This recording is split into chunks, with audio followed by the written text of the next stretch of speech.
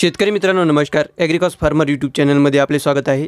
शेतामध्ये आणि धुऱ्यावर आपल्याला वेगवेगळ्या प्रकारचे तण आढळतात आणि हे तण आपल्या पिकाला अन्न, पाणी, खत आणि सूर्यप्रकाश, हवा यासाठी स्पर्धा करतात, जेणेकरून आपलं उत्पादनामध्ये 50% घट येऊ शकते. म्हणून या तणांना आपल्याला नियंत्रण करणं फार गरजेचं आहे आणि या तणांना नियंत्रण करण्याबरोबरच आपण याचा वापरसुद्धा करू शकतो. तर या तणापैकी एक तण आहे गांजर गवत, पार्थेनियम किंवा काँग्रेस ग्रास. गांजर गवत हे तण आपल्या भारतातलं नाही आहे. हे जे तण आहे हे अमेरिकी देशातील तण आहे, जे 1950च्या दुष्काळामध्ये ज्यावेळेस आपण अमेरिकेतून धान्य मागवले होते त्यावेळेस हे त्याच्यामध्ये आलं होतं आणि सगळ्यात आधी हे तण पुण्यामध्ये पाहायला मिळालं आणि त्यानंतर हे याचा प्रसार पूर्ण भारतभर झाला. हे गांजर गवत आपल्याला कुठंही पाहायला मिळेल, कारण की याच्या एका झाडापासून जवळपास 15 ते 25,000 या प्रमाणामध्ये बियांची निर्मिती होते आणि एका वर्षामध्ये याचे 3 जीवनचक्र पूर्ण होतात. ते तापमानानुसार आणि हवामानानुसार निर्भर आहे आणि याचे जे बी आहे ते जमिनीमध्ये पडल्यानंतर जवळपास 4 ते 6 वर्षे जिवंत राहू शकतात. याला नियंत्रण करायच्या वेगवेगळ्या पद्धती आहेत. त्यापैकी एक बायोलॉजिकल कंट्रोल आहे, झायगोग्रामा नावाची मित्र कीड.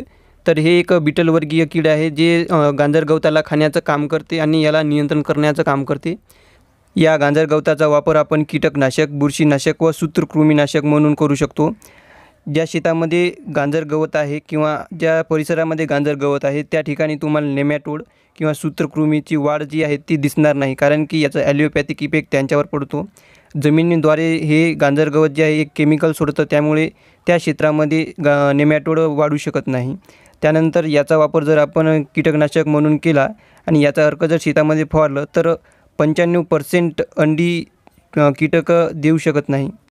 आता आपण पाहू गांजर गवत व इतर जे तण आहे आपल्या शेतामध्ये याच्यापासून आपण कसं एक चांगल्या गुणवत्तेचं कंपोस्ट खत तयार करू शकतो.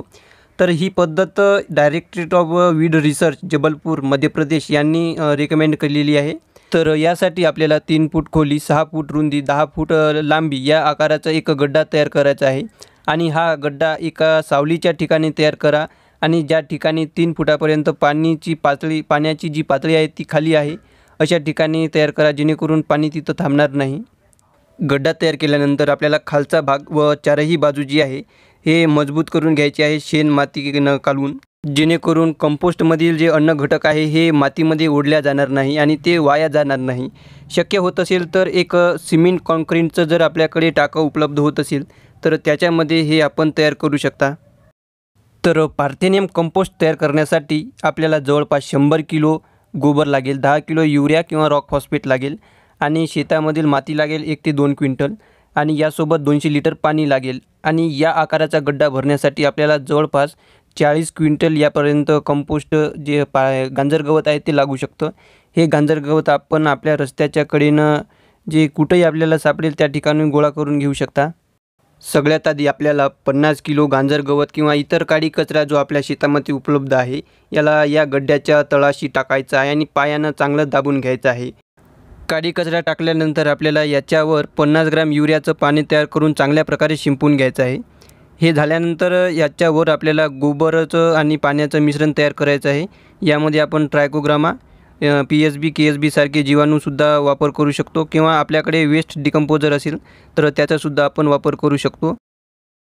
हे सगळे प्रकारचे द्रावण शिंपून झाल्यावर आपल्याला याच्यावरून 10 ते 12 किलो मातीचा थर टाकायचा आहे. मातीचा थर टाकल्यानंतर परत काडी कचरा टाका, परत द्रावण शिंपा.